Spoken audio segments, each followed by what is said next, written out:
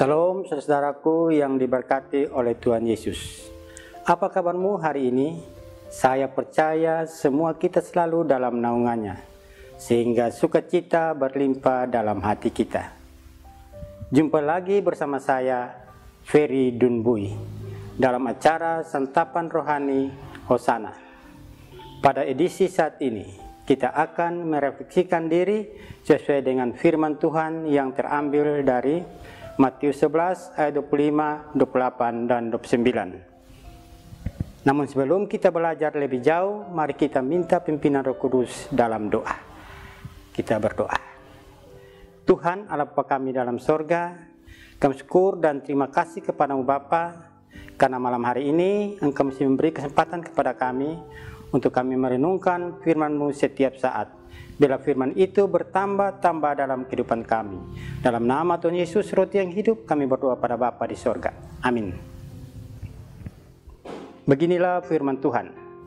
Matius 11 ayat 25, 28, dan 29. Pada waktu itu berkatalah Yesus, Aku bersyukur kepadamu, Bapa Tuhan langit dan bumi, karena semuanya itu Engkau sembunyikan bagi orang bijak dan orang pandai, tetapi Engkau nyatakan kepada orang kecil. Ayat 9, Pikulah kuk yang kupasang dan berjalan padaku, karena aku lemah lembut dan rendah hati, dan jiwamu akan mendapat ketenangan. Demikianlah firman Tuhan. Setiap orang yang berbahagia adalah mereka yang mendengar dan juga melakukan sabdanya dalam kehidupan.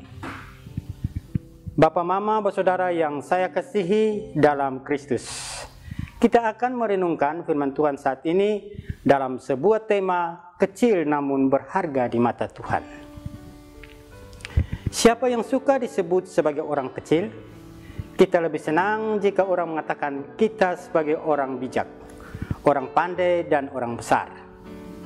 Padahal Alkitab menyebut bahwa segala perkara dinyatakan bagi orang kecil, namun disembunyikan bagi orang bijak, orang pandai, dan orang besar. Berbicara mengenai orang kecil, yang ada dalam benak kita adalah mereka yang tidak memiliki apapun. Dalam konteks pemerintahan, orang kecil adalah mereka yang dipandang sebagai rakyat golongan menengah ke bawah yang diukur dari penghasilannya. Sedangkan dalam konteks teater, istilah orang kecil menunjuk pada liliput atau kurcaci. Sederhananya, orang kecil selalu dinilai dari berapa banyaknya harta yang dimilikinya. Lalu bagaimana dengan pandangan Alkitab mengenai orang kecil? Alkitab tidak menggolongkan orang kecil dari penghasilannya atau hartanya. Orang kecil yang dimaksud oleh Alkitab adalah mereka yang merendahkan hatinya, yang menyampingkan egonya, serta mereka yang bersedia untuk dibentuk dan bergantung penuh pada Tuhan. Orang kecil berarti mereka yang menyatakan bahwa mereka tidak mampu berjalan sendiri tanpa penyertaan Tuhan Yesus. Orang kecil bukan berarti mereka lemah. Sebaliknya, mereka yang menyerahkan hidup sepenuhnya kepada Allah sambil mempercayai bahwa Allah akan memberikan ia kekuatan. Bapak, Mama, Saudara, dalam kelemahan dan kesadaran diri sebagai orang kecil, Tuhan Yesus membuka tangannya serta mengajak, marilah kepadaku semua yang letih, lesu, dan berbeban berat.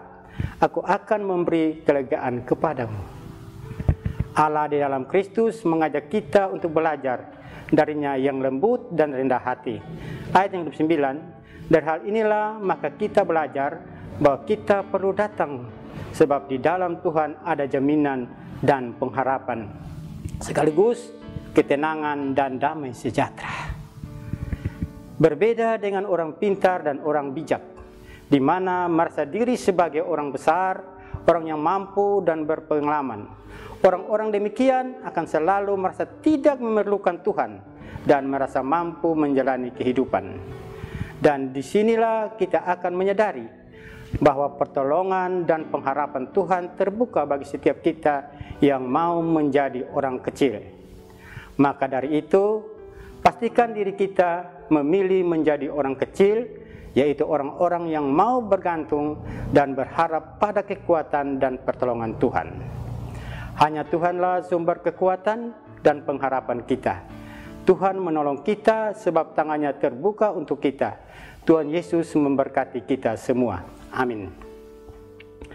Mari kita menfirman firman Tuhan ini dengan berdoa. Kita berdoa. Tuhan Allah Bapa kami di surga, kami syukur dan terima kasih atas firman yang telah Engkau berikan kepada kami. Biar firman ini bertambah-tambah dalam hidup kami, setiap kami yang mendengar dan melakukan di dalam kehidupan kami. Inilah kami, dan Tuhan Yesus memberkati kami semua. Amin. Saudara-saudara yang diberkati, inilah akhir dari sentapan rohani Hosana saat ini.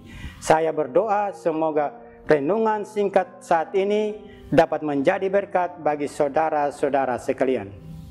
Kita akan jumpa lagi di lain waktu. Tuhan Yesus menyertai kita semua. Shalom.